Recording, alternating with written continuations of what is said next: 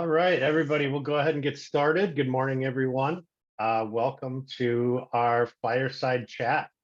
We're going to delve into the topic of QuickBooks as an ERP system. I'm your host today, Jeremy Miller, and I'm excited to guide you through the discussion. For those who might be new to Encompass Solutions, I'll take a quick moment to introduce who we are. Encompass Solutions is an Epicor premier partner for ERP solutions. We support businesses of all sizes, specifically in the manufacturing industry. Our mission is to empower organizations to enhance their operational efficiency, streamline their data integration, and optimize their supply chain processes.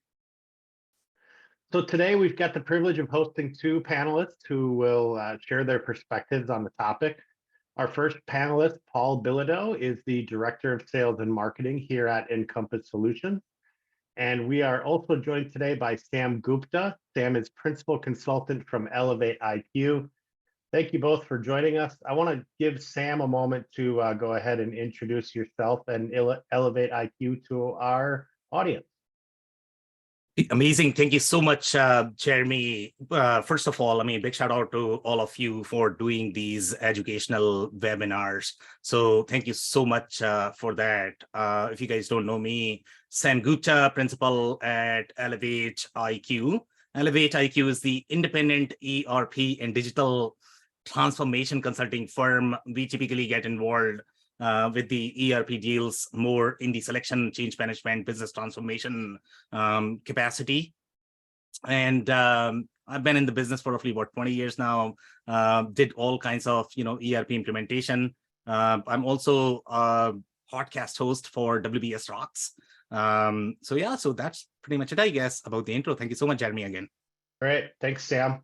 So everybody, today's event is being recorded and a copy of the recording will be emailed to you. Remember, the event is designed to be interactive, so we definitely encourage you to participate. We'll ask for questions. Feel free to enter those in the chat or the Q&A section of the webinar. We'll be taking a pause to answer questions throughout the conversation as they come in, and we'll also do a Q&A session at the end. So feel free to type your questions into the Zoom question box, as I mentioned, and we'll address them during that Q&A portion. There's also a survey for you to complete at the end of today's event. So let's go ahead and get started. I want to start with a couple of questions that'll kind of frame the conversation today. So as we explore QuickBooks as a potential ERP system, we want to uncover its merits and also the challenges where it might be time to look at a different ERP system. So Sam, let's start with you. We know many businesses are drawn to QuickBooks for its user-friendly interface and its accessibility. How do you see these aspects translating into an effective ERP solution for businesses in the manufacturing industry? Yeah, so great question. And, when you look at the user experience of any software, and honestly speaking, when we look at the user experience of anything, I guess, right? User experience is always going to be a design choice in terms of what you are trying to accomplish from the software. Now, QuickBooks is designed to be forgiving. Now, is forgiving a good choice? That you have to ask yourself, okay? Depending upon how much forgiveness are we talking about, okay? So again, QuickBooks is designed for businesses that are very small, that don't require the same financial control that you are going to need when you are going to be, let's say, 20, 30, $40 million in revenue. So depending upon where you are, I guess overall, again, user experience is very subjective term. I know people always talk about the user experience. I want that experience in every single software, but user experience is always going to be a design choice. When you are going to have easy experience in software, you compromise on something, okay? And you need to know what you are compromising on.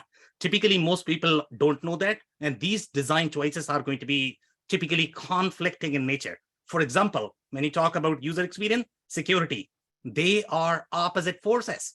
They move in opposite directions. You cannot have both at the same time. What do you want? Do you want more secure software or do you want easy software? Your choice. I don't know if that answers your question. Oh, that's definitely helpful. Paul, do you have anything that you would want to add to that? Well, is it really, Sam, is it really the one or the other? You can't get both? It's hard. It's really hard, to be completely honest. And you need to define what security means. And do you really understand what security really is? From our perspective, and it's not just some sort of, technical goofy security that we are talking about. We are talking about real financial control. When you are a shop with 5 people, sure. I mean, you kind of know each other. I know Paul, I know Jeremy, I can trust these guys. What's going to happen next, right? But when you are going to be, let's say, 100, 200 people, it's different. It's different. You really need to have financial control. Right. So are you suggesting that you don't have the financial control when you're using QuickBooks? So now let's define that as well. Okay, what is financial control, first of all, right? So with QuickBooks, what you are doing. So even though you might feel that you have just one instance of QuickBooks, but your data is probably sitting in 100 silos. Each of the add-ons that you are using on top of QuickBooks. Even if you have, let's say, some people are going to argue, you know what, I have QuickBooks Desktop Enterprise and my file is sitting on my system. So I probably have just one data silo. But for manufacturers, obviously, you're not going to get, the costing, inventory. Sure, it has a little bit of inventory, but, it's not the real inventory. And when you get into these operational accounting scenario, you need to reconcile things operationally. If you are simply doing accounting for financial reporting, you are running your business passively. It's really passive. The goal of accounting was never just to report. Okay, you are reporting when things have already happened. So you sort of don't know what is happening with your business. When you talk about the my accountant now. What's that? You should tell my accountant now. Again, so they have a place. Look, ERP is not for everybody, right? The reason for that is because the amount of effort, the amount of expertise that is required to set up an ERP, to build that financial control. And Paul, I know I wanted to introduce the KPI that I always talk about, right?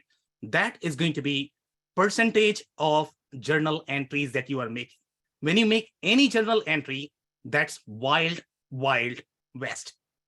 Okay, I'll be very loud and clear. It's really wild west because you literally have zero financial control there when you are making any journal entries. Traditionally, the way companies operated, okay, in the accounting and finance world, okay, your bookkeepers are going to do journal entries day in, day out.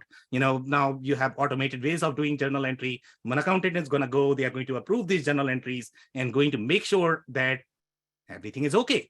Now, if you look at how much time these accountants typically spend, if you are paying $800 per month for your bookkeeper, they can barely check anything. Okay, they are going to see if my books are getting reconciled. And there are a million ways of reconciling your books. You just don't know what is happening in your business. Okay, it's plus and minus. Anybody can do that. It's simple equation, simple math. It's not hard. But if you really pay attention to what is happening in your business operationally, the only way to do that, the only way to have control in your business is going to be to have that regulated flow of those journal entries. And that's the intent of an ERP. Not many people really understand what a real ERP is. There's a lot of noise in the market. Everything is ERP. ERP is a marketing term. Okay. The whole idea of ERP is to have your centralized security architecture, to have your centralized process control, to have your centralized financial control, to have your centralized security control. That's what you get as part of your ERP. That's the intent of ERP. Now, how many data silos do you want to have in your architecture? How many systems you want to have in your architecture? It's really up to you how you want to design that ERP layer. Okay, ERP could be one system or it could be 2 or 3, but you are going to have 1,000. Good luck with that architecture. You are going to have a lot of fun. Well, so Jeremy, just to expand on that a bit. So Sam is in a position with his organization where he is agnostic to ERPs. We are in a situation where we are an Epicor partner. And so we look for opportunities where Epicor is going to be a fit. But we also come across organizations quite often, like on a daily basis, that are using QuickBooks and spreadsheets. And they usually have some kind of third-party home-built kind of pseudo ERP solution that they hired the nephew of a friend who built that 15 years ago. Now they don't know where the guy is, and they want to update it because it doesn't work with the new versions of, say, QuickBooks or whatever. And so it becomes this mishmash of a solution. And then they're in this in-between zone of, is it really time for me to go into an ERP solution in a true sense of ERP? Or is it time for me to try to expand upon what I already have in place, including maybe having someone custom built a new ERP solution? And then there's the battle that goes on versus build versus buy. But it always amazes me how far people get with QuickBooks and spreadsheets. It just blows my mind. You know, let's take, for example, an organization in Wisconsin, $15 million in revenue, growing rapidly. They've got a 250 square foot facility. They've got 3 lines of manufacturing going on. They've got a design team. They've got integration into the CNC machines. And they're running everything on QuickBooks and spreadsheets. And there's the one guy whose name is Dave. I won't give you his last name, and they call it Dave Sheets. He's even taken away Excel and said, we just get Dave to build another sheet. And so there's a lot of workarounds, Sam, and I'm just wondering, do you see this as well? There's a lot of workarounds that are built, that are slapped together in the spirit of just getting it done, which is the true entrepreneurial spirit of these manufacturers, especially the small ones. So you can't fault them. I'd be doing the same thing. But it gets to a point where it just doesn't cut it anymore. And I think you described that point could be related largely to finance and control of finance and insight and the security of it all. And we see that as well as we use the term, you know, I'm a sales and marketing guy, so we use the term of business owners flying blindly because they don't have access to the one source of truth. And then they struggle with that. And so, can someone just tell me what's going on down there in production and what's coming down the pipe so that we can be prepared for it? And then everyone runs out and someone builds a new spreadsheet and someone tries to get the answer. And then 3 weeks later is the answer, and it's no longer timely anymore. So it's not accurate. So that's the environment that we see. So if I flip the question back to you, Sam, when do you see is it time to move towards more of a, let's talk manufacturers, more to a manufacturing specific ERP and away from QuickBooks? Or how can companies expand upon what they already have in place with QuickBooks to address their needs and complexity of manufacturing and the finances around that? Yeah, so great question. And I am going to talk about some of the financial inflection points, the way they work in finance, okay? And these are not sort of defined inflection points. They are vaguely referred at times, but people sort of, the people who have been through many different cycles, they understand. And this is a similar concept. And Paul, I'm pretty sure you can probably relate, from your business school days. There's something called crossing the chasm. Okay, it's a very, very, very known concept. And there is a reason why that exists, because there is going to be a point in companies' life cycle that they need to make material changes to the business if you really want to cross that chasm. Now, finance relates to that concept as well. So typically the way financial inflection points works is, you are going to have 5 million, 10 million, 25 million, 50 million, 100 million, 250 million, 500 million, a billion. Let's not go too far. We are dealing with SMB here, right? So typically when you are going to be at that $5 million revenue point, okay, what's going to be your organizational structure?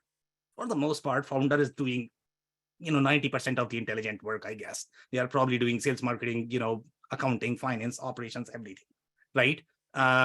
Now, do you have expertise to do ERP? Most people, most companies underestimate how much expertise and skill set is required to implement a real ERP. And a real ERP is going to give you that KPI that I had mentioned. Okay, how many journal entries are you automating? Your goal should be to automate 100% of your operational journal entries. If you are going to have ad hoc journal entries, you don't need to automate those. Operational journal entries are going to be your bread and butter. That's where your business lives. That's where your business intelligence lives. Now, at $5 million point, when you are barely surviving, you are probably not paying yourself. You don't want to implement an ERP, okay? It's not fair to you. So now when you implement, that's the question that you asked, okay? So what is that inflection point? The sooner you are going to implement, the faster you are going to grow. That's how this thing works, okay? Now, how soon can you really afford to implement? Now, what companies do is, you know what, I'm going to implement a $10 million, but I am going to underestimate everything that everybody is saying because I am an entrepreneur. You know, I have always broken the rules, okay? And I am going to break rules this time as well. And that's where the pain point starts, okay? First and second implementation is a massive disaster for most companies from the ERP implementation perspective, because they just don't do it right, okay? They don't. Yeah, I've seen stats of 75% failing. And I've seen other stats that said 50%. So somewhere between 50 and 75% of ERP launches fail. We are very sensitive to that ourselves. Then the question is, why do they fail so quickly? And to your point, there's usually one reasons that we quote often, Sam, is because of what you're describing right there. There is this underestimation of the work and the level of involvement that the customer has in making this successful. And it also talks about, speaks to how committed and connected the partner is that's helping with it. So, but you bring about a good point. Yeah, and to be completely honest, I mean, it's not just the customers who are to blame here. It's going to be the whole ERP industry, and I'm going to call them out. Okay, right now, the whole industry. It's not just me, you, everybody. Okay, in the industry, they proposed this idea of faster implementation. To be completely honest, okay, ERP was never supposed to be fast. In fact, you require far more effort for smaller companies than you are going to require for the bigger companies. You are going to have much more massive lift when you are going to be moving from your QuickBooks, because you have never mapped those GL entries. Your product model is not streamlined. Your processes are not streamlined. When you manage your process using, what was the name of the person, Paul, you're referring to? Dave, I guess, right? Dave spreadsheets, right? So when Dave is managing your business operations, it's wild west. You can do pretty much whatever you want on a spreadsheet on QuickBooks. It's forgiving. Okay, so it's going to forgive pretty much everything. You are going to create your data model, information model, product model, business model in a way that it's going to require so much work later on when you are going to move to a real ERP. The sooner you move, the faster you streamline your business, the easier life you are going to have. It's much easier to move from one of the standard ERP system to another standard ERP systems. It's much harder once you go off the rails. You are off the rails for your whole life because you have corrupted your data model as well as your data to an extent that you will not be able to recover from it. Okay, it's very, very, very hard. The more time you are going to spend on those QuickBooks, not QuickBooks, the spreadsheets, as well as QuickBooks, okay, the harder your life is going to be later on because of what you had done in the past. It's very, very, very hard to recover from that. So, sorry, Jeremy, or Ashley, or whoever you are there, Jeremy. Ashley, and by the way, this is supposed to be a fireside chat, and there's no fire. I'm just saying. So, we're talking about QuickBooks, and there's certainly advantages of QuickBooks. And this from a guy that, can be deemed, I'm trying to convince people to get off of QuickBooks. But at the same time, there's business sense to stay with QuickBooks. And so what would you say is a good example of a company, everyday company, that should probably stick with QuickBooks and not necessarily make the jump to ERP? And why? Like I mean, yeah, it's definitely the user interface, the user experience is exceptional. And in my consulting business, I use QuickBooks every day as well. And so, it's really easy to get up and running, and, it's a snap and you're off to the races and you're instantly effective. And you've got some accounting, some bookkeeping. Why would companies, what's the argument for them to stay with? Yeah. So honestly speaking, let's go back to the inflection points, right? So if you are going to be below $10 million in revenue, you just don't have enough budget, skill set, appetite to be able to implement a real ERP.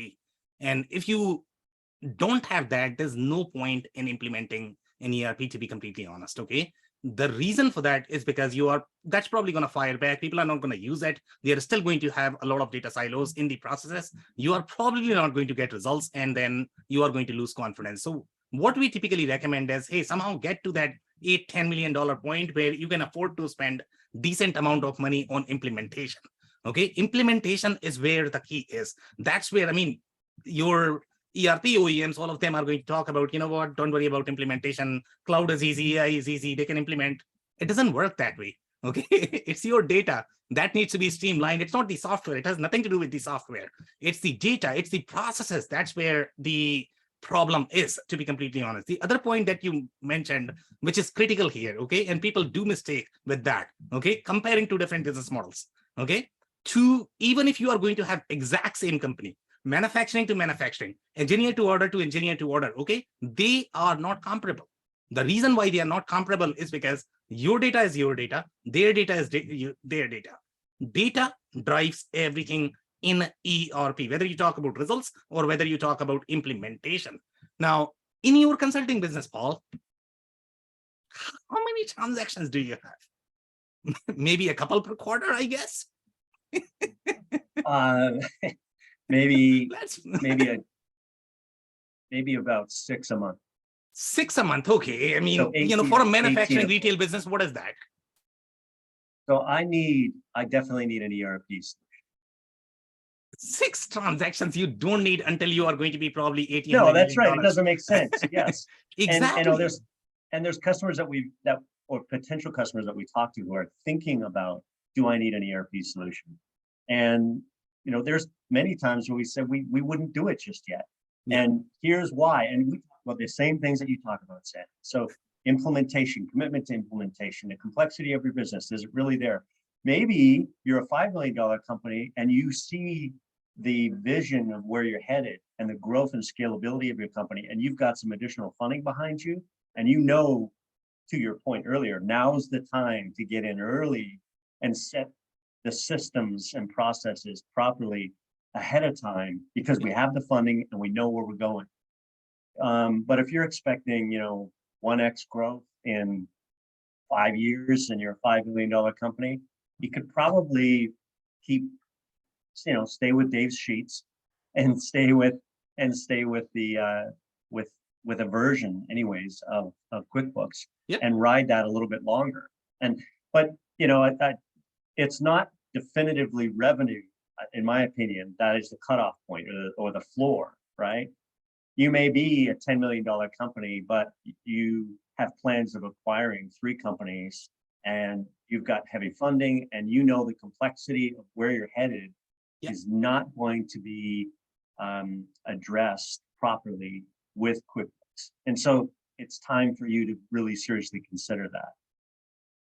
But you make some great points, and there's one that I got to ask you about, Sam, and that is, you said forgiveness is not always a good choice. It's very forgiving, but forgiving is not necessarily a good thing when it comes to QuickBooks Off. What do you mean by that? Yeah, so when I say forgiving, meaning what you are doing is you are making a lot of mistakes, and then you are correcting them. You probably don't have any sort of audit trail, of what is happening. Okay, I'm not saying that you are penalizing somebody or you are questioning what is happening, but you need to know what is happening. That's how accounting works. Okay, for the most part, you need that ledger. Okay, your ledgers are probably not going to be connected. You are not going to have end-to-end view of your transaction. The only thing you are going to have, hey, I don't know how you are doing this, okay? Sometimes companies enter the invoices, that's going to be their starting point inside QuickBooks, okay? You don't know what happened before that. There could be a million things that could happen before that, okay? Inventory, how are you accounting? You are probably not receiving. You don't have any sort of cycle counting processes. You don't have any reconciliation process. Your cost is all over the place. You have standard costing all over the place. You have no visibility into where your money is flowing. And Paul, I guess, I will bring my story, that experiment that we did, I guess, and one of the experiment that we were talking about in the pre-show with Paul is we did this experiment with a company that was running on QuickBooks. If you ask them, okay, how confident are you overall in your financial position in your company? They all are going to say, we got no problems, it's streamlined, everything works so perfectly. We have these guys who are amazing. There's no problem at all. Okay. Now, we surprisingly, our customers, they receive one extra payment one time for an invoice, 2 payments for the same invoice. Can you believe this? Okay. Now, we wanted to know, okay, how the hell that could happen? Because if you have a tightly governed, regulated ERP system, that is not going to forgive you, okay, for these things, okay? This could never happen. Okay, now you are going to argue that, what, I'm a business owner, I have everything in control, I got no problem whatsoever, so my assumption will be that you'll be able to catch this someday because you're reconciling your books, right? But these guys, we waited for the financial period that, okay, we are not going to report this, we are going to just check what is happening with this business. Does this business know what is happening with their books? Okay. They never came back. This is just one financial leak. Can you believe this? They could never catch. The financial period is closed, books reconciled. How's that possible? It's possible because of those GL entries, because you are forgiving. Okay. You have no idea. It's all plus minus. People are doing something. You have no sense what is happening with your books. Okay. And you have, I don't know how many different leaks you have. So I don't know if I answered your question, Paul, or not. Forgiving, that's what is forgiving. Right. It's funny you mentioned that because when we do work with companies and they decide to go down the path with Encompass and Epicor, often during implementation, they'll talk about the fact that they need these systems in place that they had before. This is how we do it. And when you dig deeper, you find out that what we're trying to do is replicate a workaround that they put into place because they didn't have an ERP and they didn't have a finite business system or process.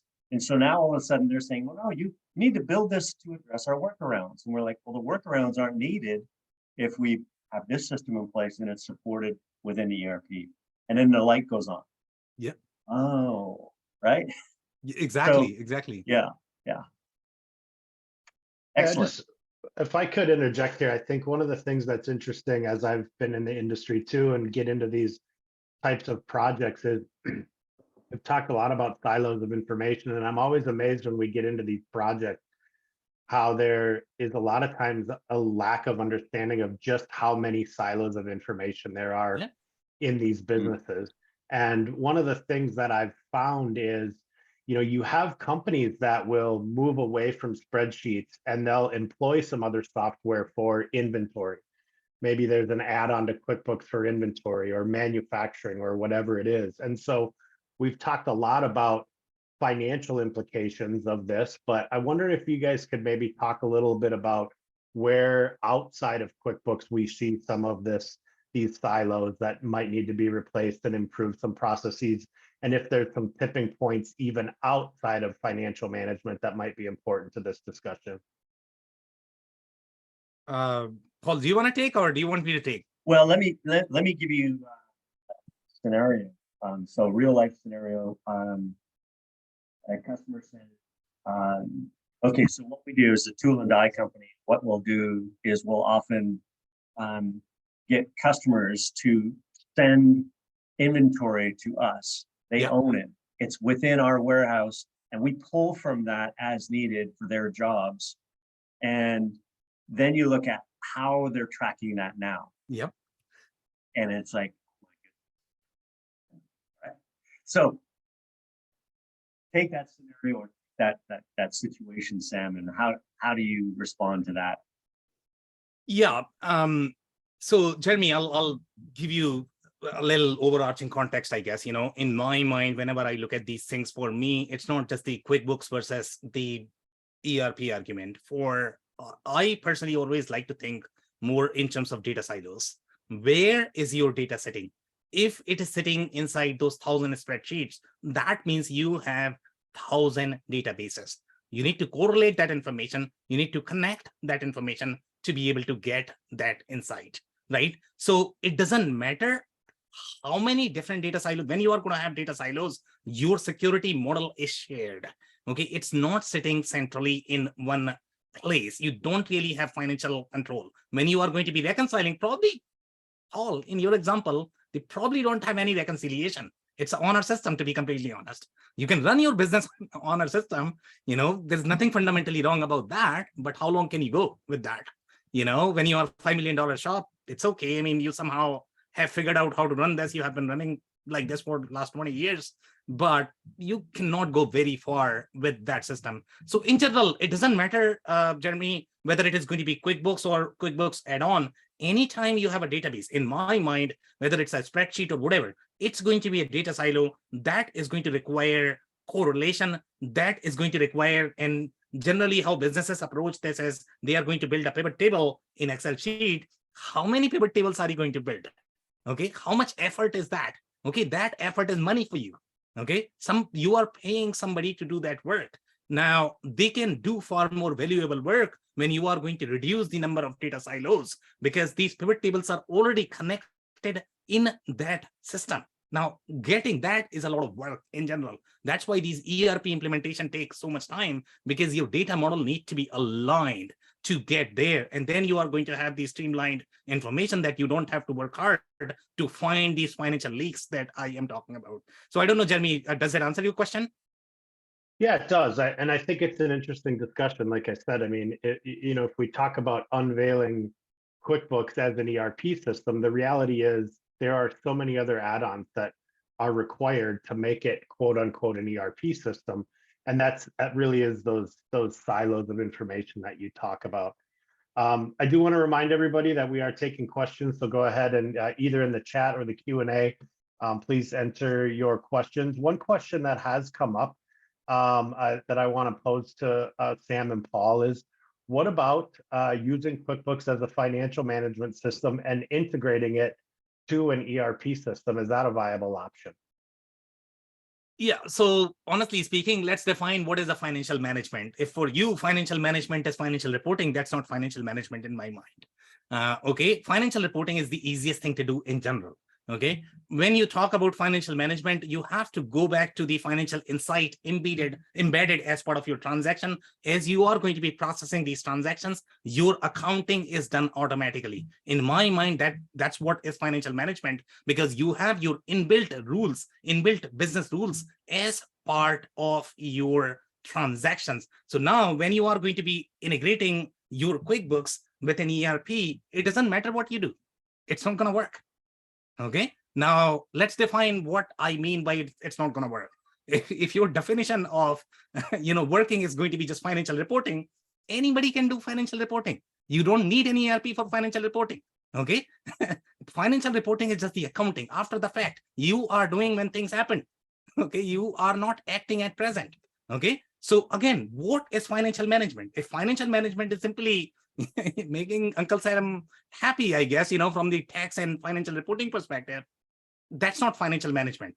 Financial management should be financial insights should be built as part of the processes. And that's what I call automating the journal entry. If you have manual interventions as part of your journal entry, any manual inputs in your process are going to have implications.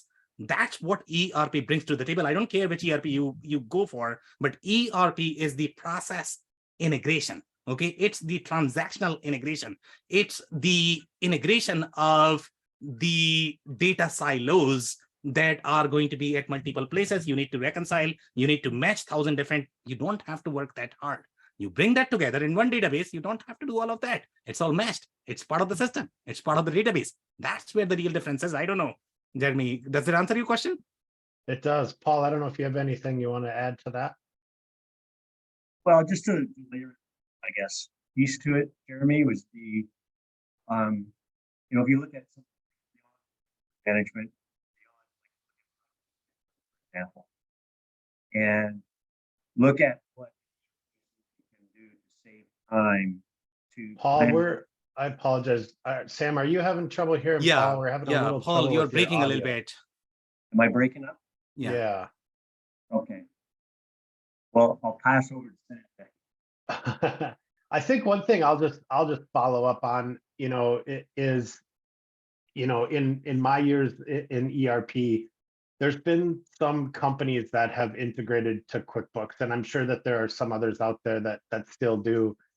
I would say that that's more of a grab for the market than it is a best practice, and that's the reason why most ERP systems do not tout an integration to QuickBooks, because really it's just a workaround. It's just appeasing part of the market, and it's really not. So I think, Sam, you've done a great job of sort of laying out the fact that, like, when it comes to these financial transactions, the ERP system drives the GL and drives the automation of those transactions. And I think that that's a big piece of kind of unveiling what this means, is that, it really is a process of looking at the business holistically and just not from a financial reporting standpoint.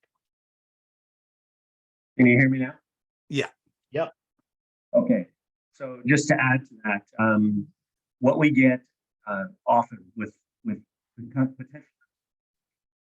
whenever we get this request, it's usually from somebody who is handling the bookkeeping. Yeah. Somebody who is working in QuickBooks daily. But when please. Oh, Paul, I think we've lost your audio completely now. It keeps plugging in and out. I'm not sure what's going on there. Yeah, so I don't know, Jeremy, I don't know if you understand the context. I guess I think he was talking about the bookkeeper story, that you guys get these requests from the bookkeepers, and typically they are driving the process, and I think they don't understand what ERP really is, I guess, right? Sure. So I guess that's what Paul is getting to. So I'll respond to that, Paul, and maybe you can type your question if you like. If audio, we are having problems with the audio. Yeah, I think that's good. Can you hear me now? Yeah. Okay. So that's exactly what. Once you get to a level where the Paul, I'm sorry, we've lost you again. I'm not sure what's going on. That doesn't seem to be consistent with any one of your microphones at this point. Okay. Yeah. So. And Paul, let me give you a real answer here. Overall, we are talking about QuickBooks integration a lot here, right? So QuickBooks integration is exactly like your audio right now. Okay, it's in and out. It's really loose. Okay, so QuickBooks data model is not designed for that financial integrity. Now, I am going to call out one more community, and people are going to question my judgment, and I'm okay with that. Okay, so I am going to call out the whole CPA and CFA community, to be completely honest. The CPA and CFA community does not understand how operational accounting is supposed to work, especially when you get into these manufacturing situations, where you need operational accounting that is far more important than just financial reporting. Yes, financial reporting is important, but the operational accounting is where the money is in general. Okay, that's where you have the biggest financial leaks. For the most part, the CPA, CFA, the way they like to think about ERP, from their perspective, ERP is just the accounting. Okay, their world starts from the journal entry. That's the end of ERP. We don't care for journal entries, to be completely honest. Okay, that's not ERP is supposed to mean. So if a person who thinks of ERP from the GL lenses, from the accounting lenses, they don't have true understanding of what a real ERP is supposed to be. And CPA and CFA curriculum, they don't do a good job of defining what a real ERP is. Nobody has done that, to be completely honest. And that's where the real problem is. If you are thinking that ERP is just the financial system, that's not true at all. That's not true at all. The whole idea of ERP is supposed to be that process tightness, operational tightness of your transactions. That's the intent of the ERP. Yes, the financial accounting is the major driver. Okay. Yes, you can integrate, but the only thing you are going to get is very, very, very loose audio. The way we are getting. Is it better now? By the way, Paul, I'll add to the story. Okay, so we get a lot of arguments. So this is not just the integrating with QuickBooks. We get some MRP systems. Those MRP systems may have sprinkled a couple of GLs here and there, and they will pretend that they are ERP. It's kind of funny because they are not necessarily ERP. The only thing they are doing is they are simply sending information to QuickBooks. Okay, and QuickBooks is doing financial reporting. Sure, financial reporting again is the easiest thing. You don't require an ERP just to do financial reporting. The reason why you need ERP is for that financial control across the processes, so everybody is dancing on the same music. That's why you need ERP. And the reality of that, if you can hear me, yeah, Sounds better. Yes. and the reality of that is that at some point, an organization looks at this challenge and says, I can no longer have the lack of control, or they don't care. And so that's a delineation, if you will, as well, right? Do I want the central control? Do I want one source of truth? Or am I okay with the disparate systems? Am I okay with a good user-friendly QuickBooks bookkeeping software? And if they don't want that control, then they shouldn't move to ERP. But what we see is a trigger point is a new CEO or a generational flip in an organization where a new CFO comes in and says, we need these controls. We can no longer run the way we've been running. That's it. Right. Right. Well, I really appreciate all the perspective here and the back and forth. I do want to start to wrap us up a little bit. And so I want to give Sam an opportunity to give kind of a closing statement, then we'll turn it over to Paul and before we wrap up. So go ahead, Sam. Yeah, so my closing advice for people is going to be really think more from the data silo perspective, okay? How many data silos do you have in the organization?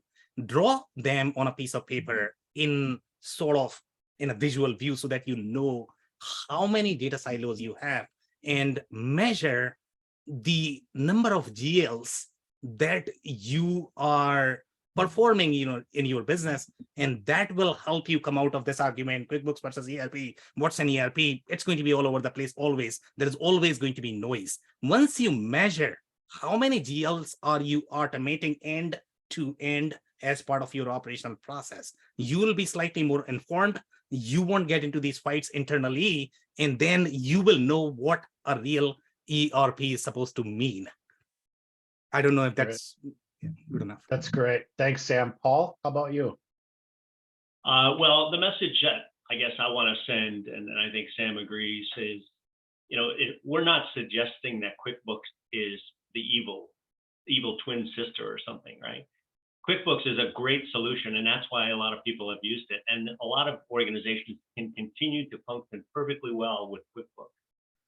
It's for those who say we no longer can operate perfectly well, and we look to the future and realize that the complexity of our business is going to increase, and we need to prepare for that. And we need to prepare for that preferably now, so that we can get rid of these workarounds and start to use this system to guide us to developing a very efficiently run organization.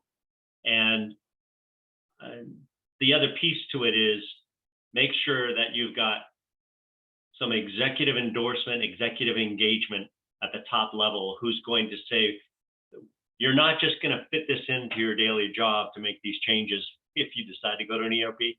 It's not fair to say, employees, go about your job and just fit this in, because that's a recipe for disaster. You need to be committed, and you need a solid partner to help you when you are committed. So I will leave you with that, Jeremy. Great. Thank you so much, Paul and Sam, for sharing your insight and your expertise today. To our attendees, your engagement's been helpful. Thank you so much for being a part of this today and joining us. We hope the chat has shed some light on the conversation about QuickBooks as an ERP system, and where some of the tipping points might be to take a look at some alternative. As part of our thank you for attending, we have a QuickBooks ERP resource that'll be emailed to you along with a link to a survey from ElevatIQ to help them publish an industry report. I want to thank Ashley Limbers for putting today's webinar together and for allowing me to host on her behalf. Thank you again, everybody, for your time. We wish you a wonderful day, and thank you again for being a part of our event. Thanks, Jeremy. Thanks, Thank you, Sam. Jeremy. Thanks, everyone. Thanks, everyone.